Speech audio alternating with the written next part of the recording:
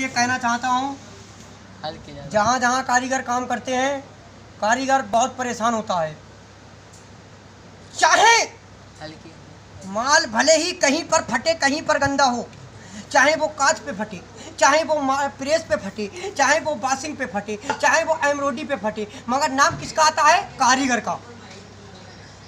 सभी ठेकेदार से शिकायत करता है कारीगर, पर ठेकेदार क्या करता है? उठाया, कलम चला दिया कि फलाना कारीगर ने फलाना पीस गंदा कर दिया है, उसके नाम में पीस डाल दिया जाता है। पर मेरे भाइयों, माल की इतनी हिफाजत करी जाती है। अब ये सफ़ेद माल है, हो सकता है ये कांच पे फट गया हो सकता है ये बासिंग पे फट गया हो, मगर नहीं मेरे भाइयों, नाम उसके ऊपर आएगा तो सिर्फ कारीगर का आएगा। ऐसा क्यों है? अरे मेरे मेरे मेरे मुश्ताक भाई, मैं मुश्ताक के यहाँ काम करता हूँ, जयपुर दर्जियों के रास्ते पे फैक्ट्री है, कभी भी आप आना तो वहाँ पे देख लेना। मैंने एक दिन अपने सेठ से बोला, अरे सेठ जी, ये आप पीस लेके आए हो, ये मेरा पीस नहीं है। मेरा सेठ बोला, नहीं ये उवैस तेरा पीस है। मैंने कहा, सेठ जी, मैं जब माल बनाया करूं, आप मशीन से माल चेक करके ले जाया करो। अगर उसकी गंदा हो रहा है, जब भी जिम्मेदारी मैं ही लूंगा। अगर वो माल फट रहा है, जब भी जिम्मेदारी मैं लूंगा। इसका मतलब ये तो नहीं है कि माल एक हफ्ते पहले मेरे पास से चला गया, आप काट से फाड़ के लिया मेरे पास, कि उवैस ये पीस तेरे नाम में डालूंगा। पर मेरे भाई, मैं ऐसा नहीं होने दूंगा। हाजिर मुझसे मेरा सेठ बोला, तू इतना बोलता है, एक बात बता, तू सिलाई का काम कब से करता है? तेरे को पता नहीं है कि कोई भी कहीं पर भी माल बिगड़े,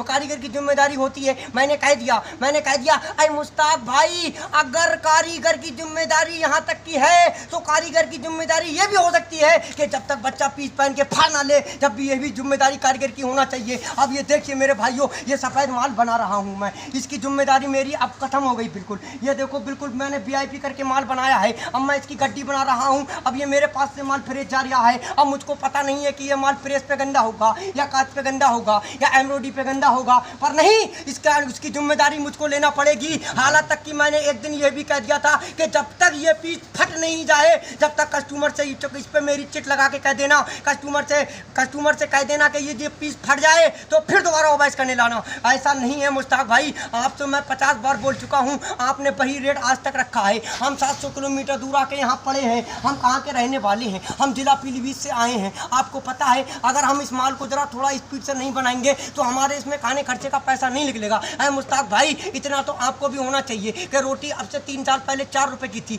जयपुर का आज वो हाल है, जो रोटी 5 रुपए की हो गई है, 7 रुपए की हो गई है, और आपको पता नहीं है महंगाई बढ़ती जा रही है, और आप उसकी जिम्मेदारी पूरी कारीगर के ऊपर क्यों डाल रहे हो? मेरे भाइयों, मैं सभी कारीगर से यह अनुरोध लेता हूँ कि सभी कारीगर अगर हड़ताल नहीं कर सकते तो अपने अपने ठेकेदार से ये बात कह सकते हो कि माल मशीन पे चेक करके दो, और मशीन पे माल चेक करके लो, जब भी जाके ये ठेकेदार कहीं के सुधरेंगे। माल भरना मेरे भाइयों, ऐसे ही काटो, ऐसे ही भरते रहो, काटो, ऐसे ही कटवाओ पैसे, ऐसे ही कटवाओ, किसी को कोई फर्क नहीं पड़ता। मगर मेरे भाइयों, ये समझने वाली बात है, एक कारीगर मजदूर है, वो सिर्फ मजदूरी करने आता है, अपने माँ बाप को छोड़ के आता है घर से।